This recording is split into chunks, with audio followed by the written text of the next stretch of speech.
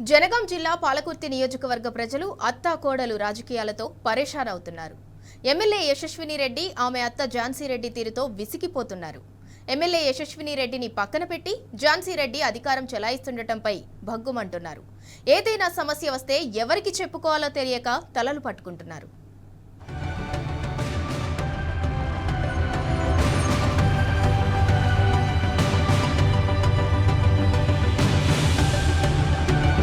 కాంగ్రెస్ ఏడాది పాలనలో జనగామ జిల్లా పాలకుర్తి నియోజకవర్గ ప్రజలు నరకయాతన అనుభవిస్తున్నారు.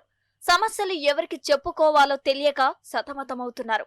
ఎమ్మెల్యే యశస్విని రెడ్డి ఆమె అత్త హనుమన్ల ఝాన్సీ రెడ్డి తీరుతో ప్రజలు తీవ్ర మనోవేదనకు గురవుతున్నారు. ఎమ్మెల్యేను పక్కన పెట్టి ఆమె అత్తే అధికారం చెలాయిస్తుండటంపై నియోజకవర్గ ప్రజలు గుర్రుగా ఉన్నారు.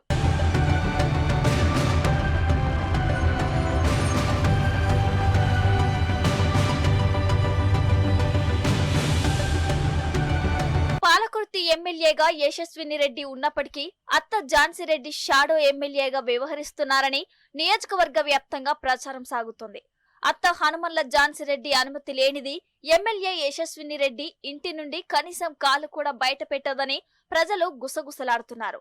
కాంగ్రెస్ ఏడాది పాలనలో నియోజకవర్గంలో ఎమ్మెల్యే ఏ ఒక్క పనికి శంకుస్థాపన చేయకపోవటం ప్రజల చర్చకు మరింత బలాన్ని చేకూరుస్తుంది. అనేక హామీలతో పాలకుర్తిలో గెలిచిన ఎమ్మెల్యే యశస్వి రెడ్డిని కలుద్దామని వెళ్తే అపాయింట్మెంట్ కూడా దొరకడం లేదని మండిపడుతున్నారు.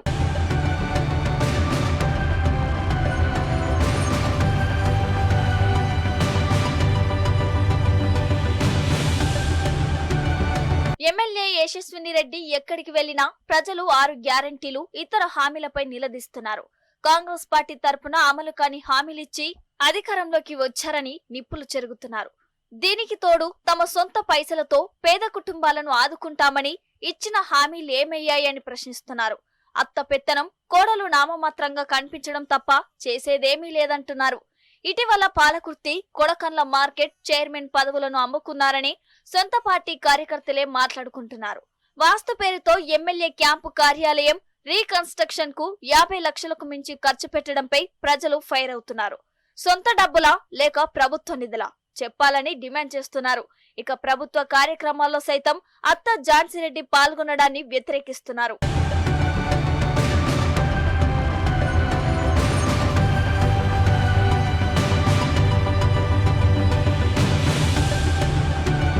పౌరసత్వం వివాదం నేపథ్యంలో ఝాన్సీ రెడ్డి స్థానంలో యశస్వి రెడ్డి పోటీ చేసి గెలిచింది.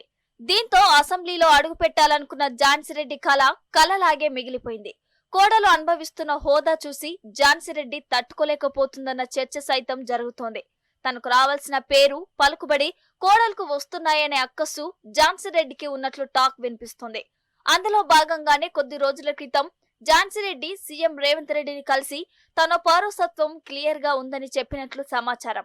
యశస్విని రెడ్డితో రాజీనామా చేయించి ఉప ఎన్నిక ద్వారా నిలబడతానని చెప్పినట్టు తెలుస్తోంది. అయితే ఆమె అభ్యర్థనను రేవంత్ రెడ్డి తోసిపుచ్చినట్లు పార్టీ వర్గాల్లో చర్చ సాగుతోంది. ఏది ఏమైనా ఝాన్సీ రెడ్డి షాడో ఎమ్మెల్యేలా వ్యవహరించడాన్ని నియోజకవర్గ ప్రజలు తీవ్రంగా ఖండిస్తున్నారు.